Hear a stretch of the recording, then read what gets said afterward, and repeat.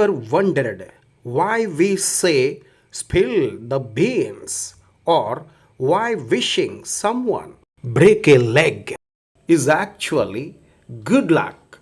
Today, we are diving into 10 idioms with stories so wild you will never forget them.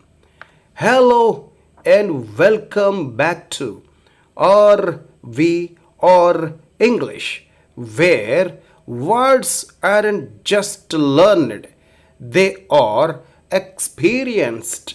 Today, we are unlocking a treasure chest of 10 fascinating idioms that carry centuries of history, color, and culture within them. These aren't just expressions you memorize for exams, they are living pieces of language that can make your English richer, sharper, and more expressive. And when we reach the heights of joy with on cloud nine, you'll see how even the skies have inspired our speech. By the end of this lesson, you won't just know what these idioms mean, you'll know where they came from and you'll be able to use them with confidence, charm, and a little spark of storytelling magic. So get ready because in the next few minutes you are about to travel through time, across oceans, and even above the clouds, all through the power of words. Let's begin. Before knowing all these things, let's know deeply what is an idiom? Why do we use these idioms in English language? What is an idiom? An idiom is a group of words or a phrase whose meaning is different from the literal meanings of the individual words. It's a figurative expression used to convey an idea or feeling in a more colorful or imaginative way. Do we use idioms? We use idioms to sound natural. Native speakers often use idioms in daily conversation. Using them makes your English sound more fluent and natural. Idioms can make your language more expressive and engaging also. Some idioms express feelings or situations that are hard to explain directly. Using idioms shows a deeper understanding of the language and culture. So, if you use idioms, you sound better. Let's move on to the history of top 10 idioms. Let's learn now. Hit the sack. Let's know the history of this idiom. Early 20th century in USA, the phrase is first recorded in American slang around the 1910s. At the time, beds, especially for soldiers, workers, or in poorer households, often consisted of a sack filled with straw or other soft material rather than a mattress. To hit the sack originally meant to get into your sack bed for the night. It became common in colloquial speech during the World War I era when soldiers used it in military camps. From there, it spread into everyday American English and then to other English speaking countries. The word hit here is informal slang for go toward or start doing something, as in hit the road. So, hit the sack simply means head to bed. Now, let's use this idiom.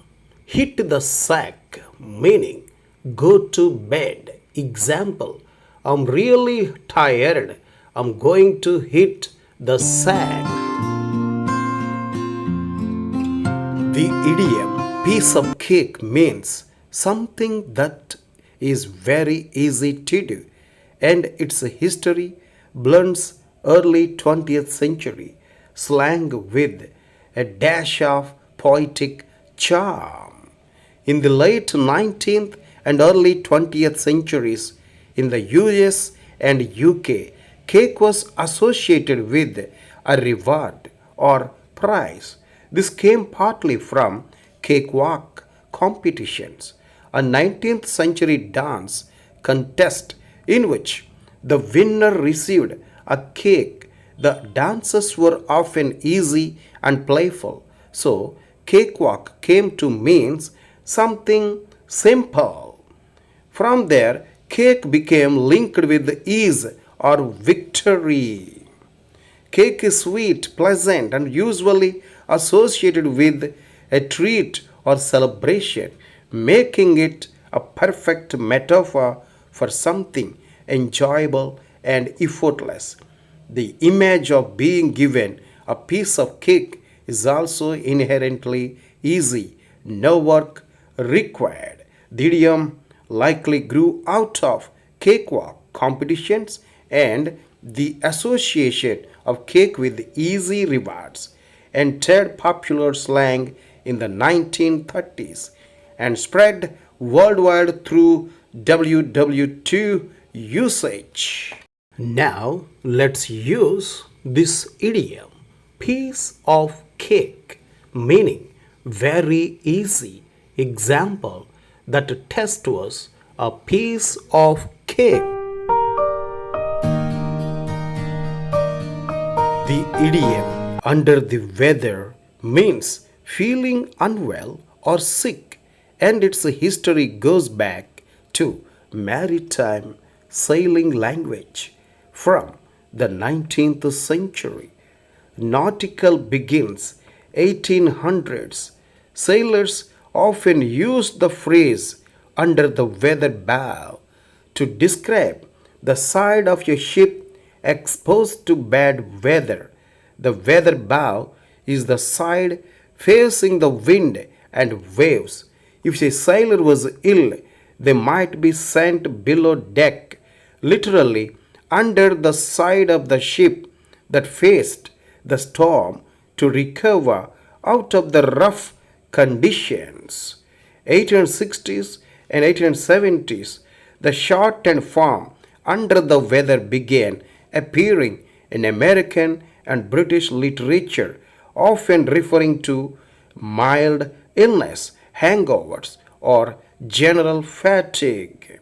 Example from 1860s American newspaper, I feel a bit under the weather today, perhaps owing to last night's festivities. The imagery works well. Bad weather makes conditions unpleasant, just as illness makes you feel low. Because of that, the idiom moved easily from sailor slang to everyday English. Now, let's learn how to use this idiom under the weather, meaning feeling sick. Example, I didn't go to school today. I was feeling under the weather.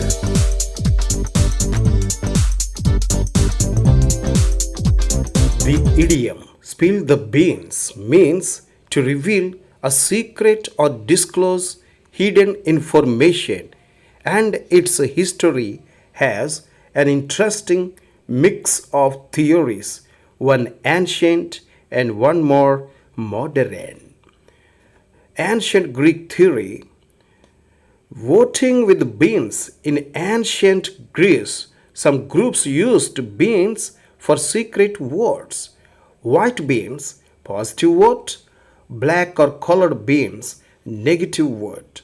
The beans were placed in a jar and counted later.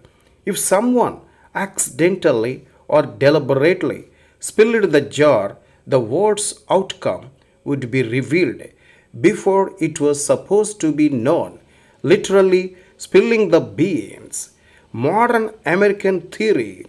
Early 20th century, the first clear printed uses of spill the beans with the meaning reveal a secret appear in American newspapers around 1910 1915, likely into spill blurt out in 19th century American slang. To spill meant to blurt out or let something slip, often by accident. Pairing that with beans, a concrete, colorful image created a vivid phrase. Now, don't spill the beans about the surprise party. Why beans? Probably for the same reason we say, don't spill the tea today. Food and drink metaphors make language colorful and memorable. Beans were cheap, common, and easy to picture, spilling everywhere, just like secrets. I think you enjoyed the history of this idiom. Now let's learn how to use it in English sentence. Spill the beans, meaning reveal a secret. Example, come on, spill the beans. What happened at the party?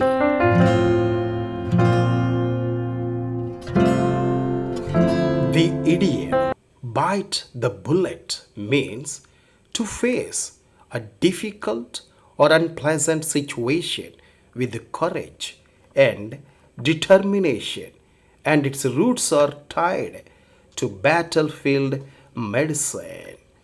Pre anesthesia era, 18th and 19th centuries. Before modern anesthesia, soldiers undergoing surgery, especially during war, often had nothing to dull the pain except alcohol and something to bite down on. In some cases, a lead bullet or sometimes leather was given to clamp between the teeth so the patient wouldn't scream or bite their own tongue during painful procedures like amputations. The act of biting the bullet became associated with enduring extreme pain or hardship without complaint. It was first recorded. The phrase appears in print by the late 19th century in a figurative sense. 1891, Rudyard Kipling used it in The Light That Failed. Bite on the bullet, old man, and don't let them think you are afraid. A bullet is hard, small, and symbolizes danger or war, making it a powerful image for grit and bravery. It also has a sense of finality. Once you bite it, there is no turning back. Now let's learn this idiom, how to use it in English. Bite the bullet, meaning do something difficult or unpleasant. Example, I hate going to the dentist, but I have to bite the bullet.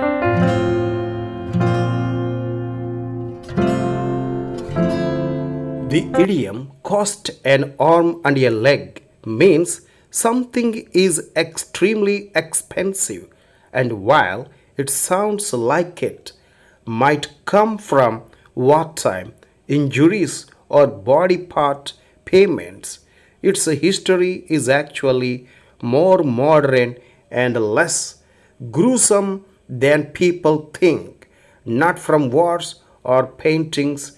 Myth busting. A common myth says it came from the high price of 18th or 19th century portrait paintings, where adding limbs to a portrait supposedly increased the cost. Another myth says it comes from the heavy human cost of war, especially soldiers losing limbs. Fact, there is no historical evidence for either. These are latter folk explanations. Real origins American slang, mid 20th century, the earliest known printed uses of cost, an arm, and a leg appears in American newspapers after World War II. Example from Long Beach Independent 1949. Food shortages have cost farmers an arm and a leg. It uses humorous exaggeration. You obviously don't literally give up limbs to pay for something, but the image is so extreme that it sticks in people's minds. It fits post war America's mood. People were talking about prices, costs, and sacrifices, and the phrase sounded fresh and vivid. Now, let's learn this idiom. Cost an arm and a leg, meaning very expensive. Example, that phone cost me an arm and a leg.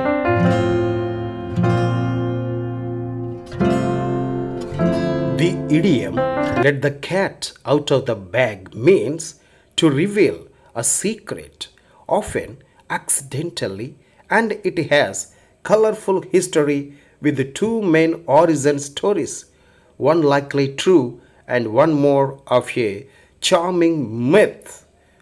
Marketplace fraud theory, most believed 1500s and 1700s.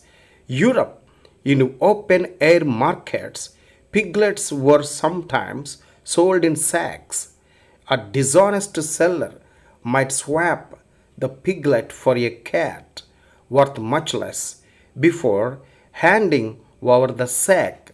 If the buyer opened the bag before getting home, the cat would literally be let out of the bag, exposing the trick. This story fits the meaning, revealing something that was supposed to stay hidden. Now let's learn this idiom. Let the cat out of the bag, meaning reveal a surprise or secret. Example, she let the cat out of the bag about my surprise party.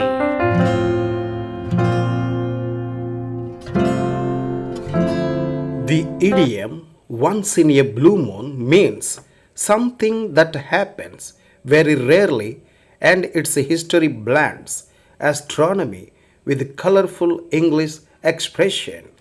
Literal astronomical roots. A blue moon is a real but rare event in astronomy. Traditionally, it referred to the third full moon in a season that has four full moons instead of the usual three. Modern usage often means the second full moon in a single calendar month.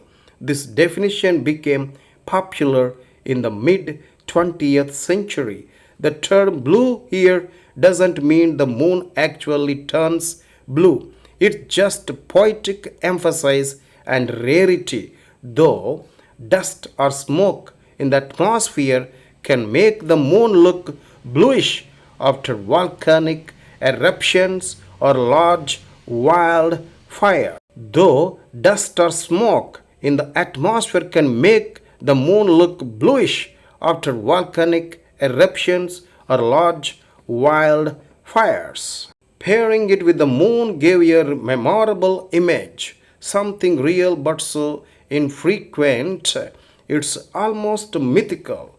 The phrase comes from a real but rare lunar phenomenon, adopted into English as a vivid metaphor for something that hardly ever happened.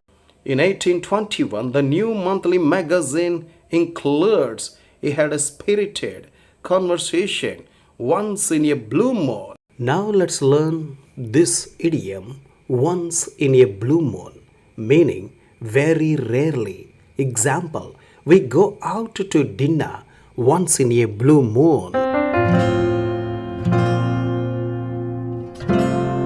The idiom break a leg means good luck, especially in the performance arts, and its history is full of theatrical superstition and colorful theories.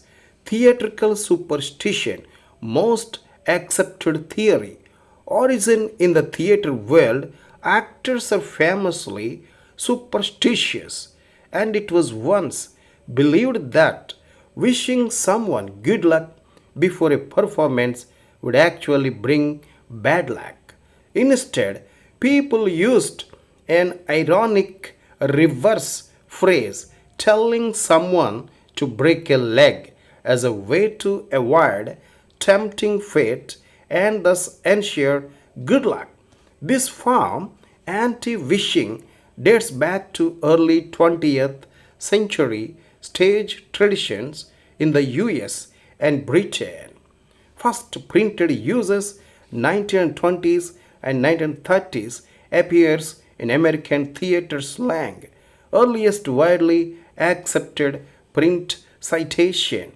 The American Dialect Society notes a 1939 newspaper article explaining break a leg as a stage expression for good luck.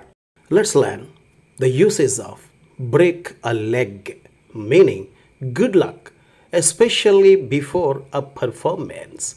Example, you have got this, break a leg.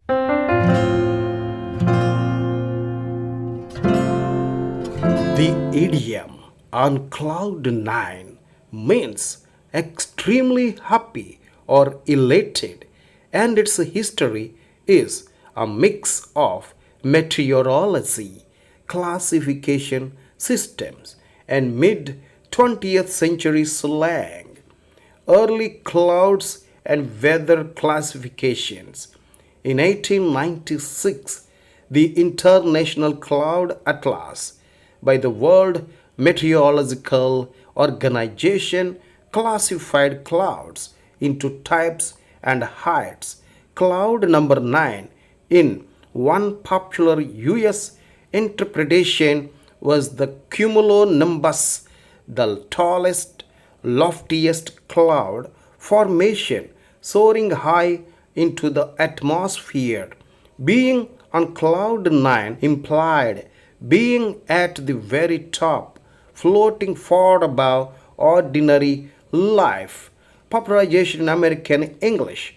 The phrase began appearing in US slang in 1940s, 1950s, often in jazz radio culture to describe a state of bliss or extreme happiness. The idiom likely started from weather science classification in the late 19th century, was adopted into American slang in the mid 20th century, and became a cheerful way to say you are at the highest possible level of happiness.